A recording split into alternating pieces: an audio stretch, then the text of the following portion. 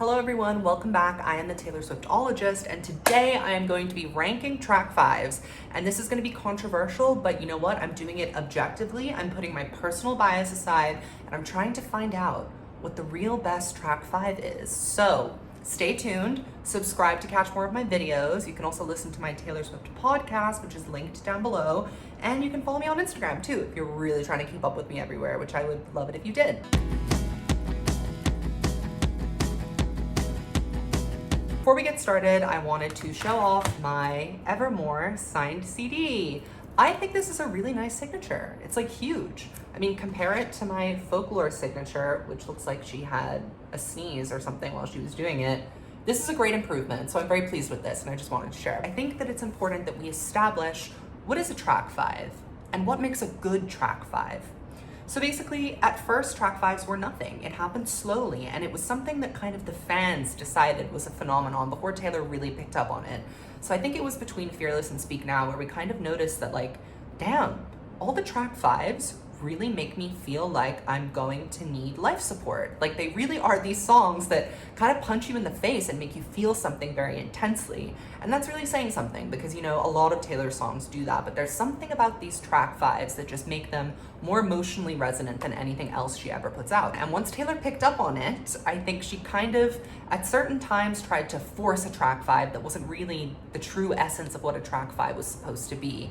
And yet, nonetheless, we have some amazing track fives. So let's get into like breaking them down and seeing what really makes an excellent, appropriate, suitable track five. So I think that a good track five deeply advances the narrative of the album in some way. It adds a layer of emotional depth that we wouldn't be able to understand if this song did not exist exactly where it is on the track list. It moves the story along in some profound or very heartbreaking way. It is typically the most honest and vulnerable song on the entire album. It goes deeper than the other tracks are willing to go. It must have an excellent bridge. I'm gonna be ranking each track five on a scale of 1 to 10 on 3 different categories for a total score of 30. So my categories are bridge. Does the bridge leave me feeling physically winded? Has the song built up to this climax effectively enough to make it feel like I was punched in the face? The second category is vulnerability. How honest is this song, and is it the most honest song on the album? If it is the most honest song on the album, then it's a very good track five. Third category is narrative. So would the album have the same emotional resonance without this song? Is it essential to her character development or storyline growth as the protagonist in whatever era or album we're talking about? So let's just get right into it, starting with the debut. Okay, so we have Cold As You,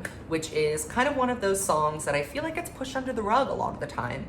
But it is, I would say, one of the songwriting highlights from the debut.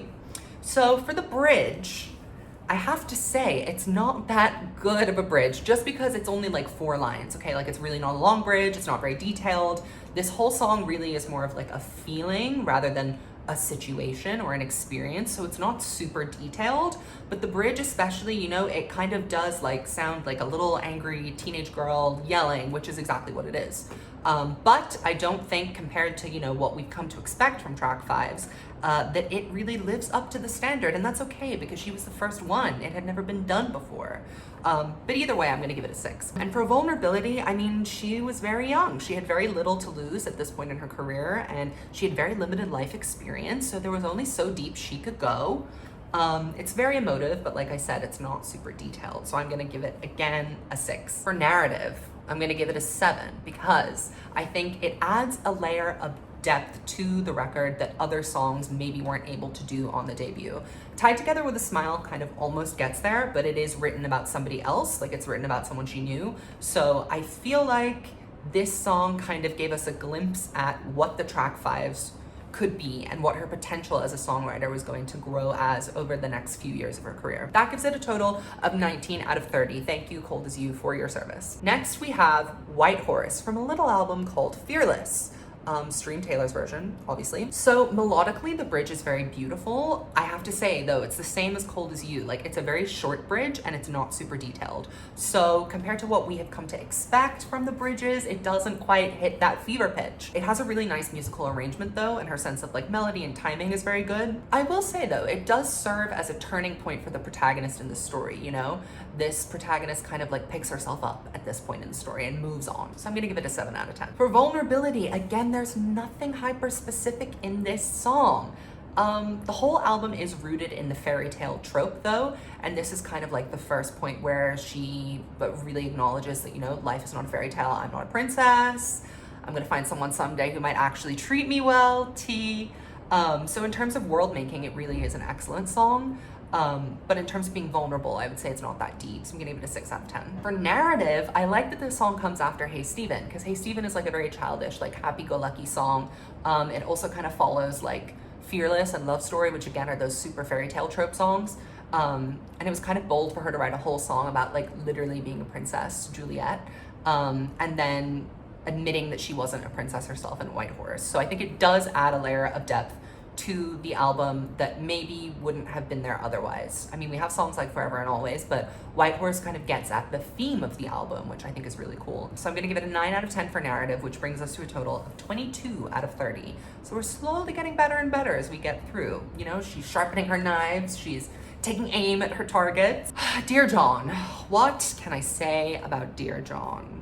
A lot, so I'll say it. So the bridge. This is truly Taylor at her most vindictive, vengeful, and reflective self. You are an expert at sorry and keeping lines blurry. This song really kind of, this bridge really kind of articulates how it feels to be gaslit by someone that you love. And it also kind of really artfully displays the complications of having like a really big age gap in a relationship, because obviously the song is about dating a much older man who treats you really shittily. It turns a corner at the end of the bridge where she's shining like fireworks over his sad, empty town, and it becomes something a little bit more profound than just a pure heartbreak. It becomes kind of like a rallying cry to, you know, say fuck you to every man that has ever like treated a woman as a piece of shit. Obviously, I'm gonna give it a fucking 10 out of 10 because it's amazing. Vulnerability, I'm gonna actually give this an 8 out of 10 because this song is mostly about the perpetrator and it's not really about Taylor herself. It's really kind of an astute observation about how someone else interacts with her.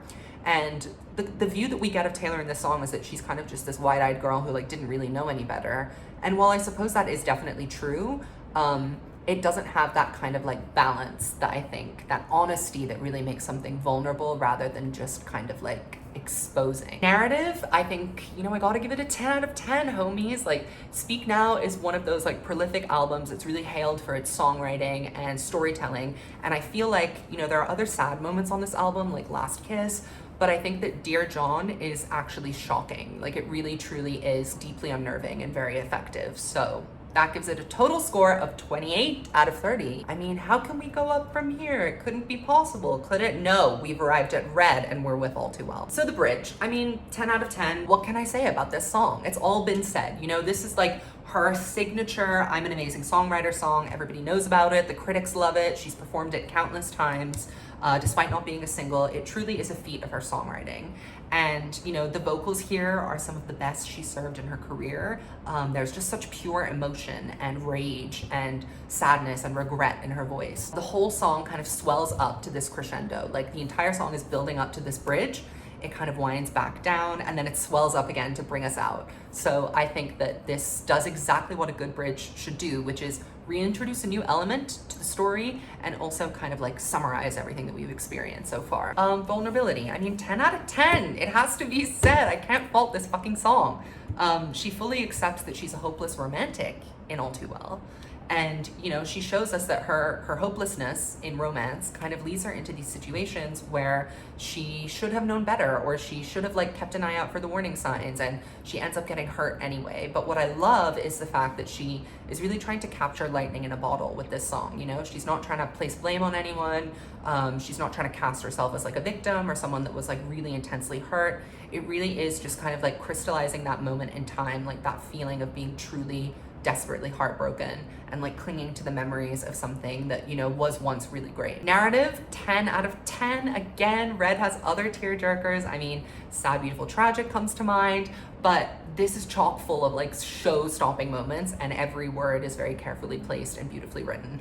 So none of them are as gut-wrenching as All Too Well, which gives us a perfect score. So if you'd like to click off because you realized who the greatest track 5 is. It's all too well, you can, but why don't you stick around? I have some more fun stuff. All you had to do was stay. Now listen, this one's gonna be hard for me to talk about because I have to be objective, and this is my favorite song off of 1989. Just gonna be honest, I love this song. I think that it's super underrated, and I think that it's one of those songs that is like actually a really sad song that is masked by its production, which I think makes it so much more clever and that much more cutting. But you know, the bridge, I'm gonna give it a 7, which is generous because of the line, "You were all I wanted, but not like this."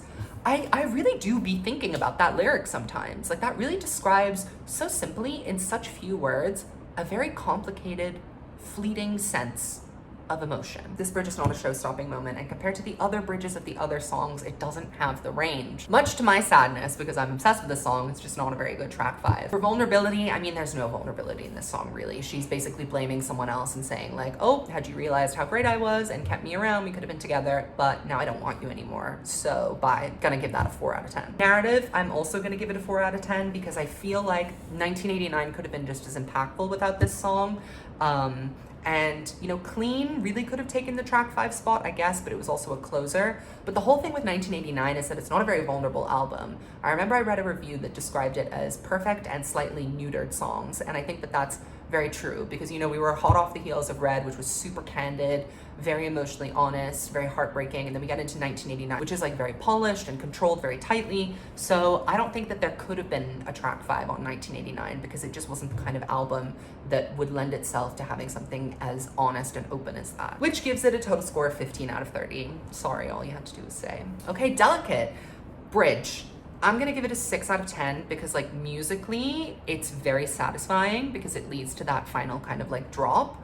But again, the lyrics are like kind of compared to the rest of the song. I think there's some great lyrics earlier on in the song, but the bridge kind of doesn't really do it for me. Again, it's like 3 lines. I'm gonna give that a 6 out of 10. Vulnerability. Now I will say this song is very raw and very vulnerable. Purely given the context that it was written in, because, you know, it was during Reputation when she was feeling really damaged and unlovable, and, you know, this song kind of projects all of those insecurities and anxieties in a really quiet, kind of way that really mimics how it feels to have those anxious butterflies when you like someone and you want to tell them, but you're not sure how they're going to respond. So I'm going to give that a 9 out of 10. For narrative, this song is the heart of Reputation, okay? Reputation, I think, would not really have made much sense without Delicate. It was a really important, crucial part of the story. Also, I would say that it probably is the best writing on the album, especially on an album that was not so focused on having excellent writing. And it combined the talk singing cadence thing she was focusing on with good writing, which I really appreciated. So yeah, I'm gonna give Delicate 23 out of 30 because it's honestly not too shabby. The Archer. I'm wearing a Lover shirt so that the Lover stands don't attack me. But let me just be honest. The Archer tries too hard to be a track 5. It's like Taylor sat down and she was like, I am going to write a track 5. That's not how the process is supposed to work. She's supposed to organically, you know, write the album and then put the song that came through the process in the right place. It's not supposed to be, I'm gonna write a track 5, which is really the energy that I got from The Archer. So in terms of the bridge, I really think the bridge is like completely over dramatic, over raw. I don't like the Humpty Dumpty reference. I think there's better writing in the rest of the song. The really hallmark Taylor lyric from The Archer is, I wake in the night, I pace like a ghost, the room is on fire, invisible smoke. That's beautiful, really good writing, but I just think that that didn't translate to the bridge at all. That whole song kind of starts and stops. You know, there's no like growth through the song. It just kind of exists. It doesn't like swell up and come down, or there's no crescendos or like peaks and valleys. Like it really just kind of is sung straight, and the production is the same all the way through. So I'm gonna give it a 5 out of 10 for the bridge. It's just not what everybody thinks it is. Vulnerability, I'm gonna give it a 7 out of 10 because it's pretty honest, but I feel like it touches on a lot of the insecurities that surfaced on Reputation that were dealt with more deftly on Reputation than they were on Lover. It's these questions that we've heard before. Is it my fault? Will anybody ever love me? Narrative. 5 out of 10. Lover doesn't have a narrative, and don't try and tell me that it does. So that's a total score of 17 out of 30 for The Archer, which I think might be too high, but you know what? Feeling generous today. My Tears Ricochet. Okay, I was not ready for this song because Folklore, again, was like a fictional album, and My Tears Ricochet is not a fictional song. Let me just tell you that straight off the bat. This bridge really rips my heart out.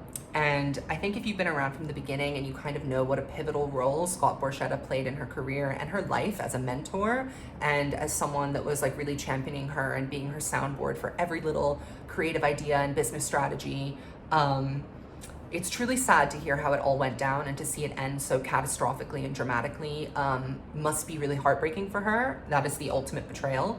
But I just think that the line, "I can go anywhere I want, just not home," referring to Big Machine, is so poignant and telling, and the vocals are really haunting. So I'm gonna give this bridge a 9 out of 10. Vulnerability. So I'm giving this full marks for vulnerability because I think it took a lot for her to release this. We know that Taylor is guarded and she's defensive, and she doesn't ever want her enemies to see her in a spot of vulnerability or in a weakness. And this song is really about one of the most painful experiences she's ever had professionally and personally. And I think she's basically admitting here in this song that Scott hurt her in a way that nobody else could. Narrative.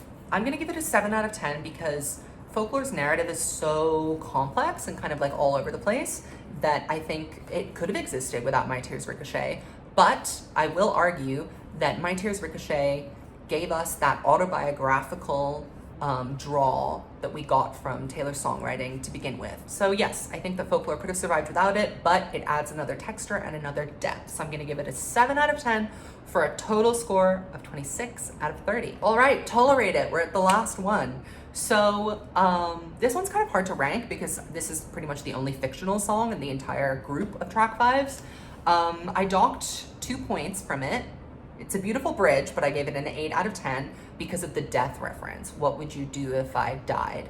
I feel like that's a little overdramatic, and it kind of reminds me of the Cold As You bridge, which makes me laugh. Just that little bit too heavy-handed at the very end. But the writing in this is truly stunning, especially for something that's fictional. Begging for footnotes in the story of your life is something that I will remember for a long time. Vulnerability. I'm gonna give it a 6 out of 10 just because it was fictional. So, you know, it doesn't take much vulnerability to talk about fake emotions, but I will say that I think a lot of the themes in this song directly correlate with themes that came up in Dear John. To me, this is kind of like how the relationship in Dear John would have panned out had it not gone up in flames. You know, if the protagonist of Dear John married John, Tolerate It would be how their life together would have gone. So I think that that's, there's definitely an element of truth in there somewhere, some sort of personal experience. So I'm gonna give it a 6 out of 10. And for the narrative, I'm gonna give it a 5 out of 10 because it's immaterial. Evermore literally has no narrative, which is not an insult, it just doesn't. So that gives it 19 out of 30.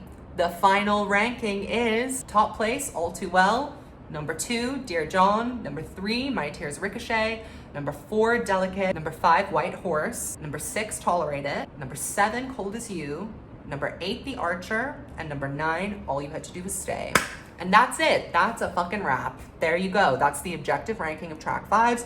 Don't forget to leave a comment and let me know what your ranking is. If you'd like to argue with me, go for it. Subscribe and listen to my podcast, follow my Instagram, blah, all of that. Okay, I will see you in the next video.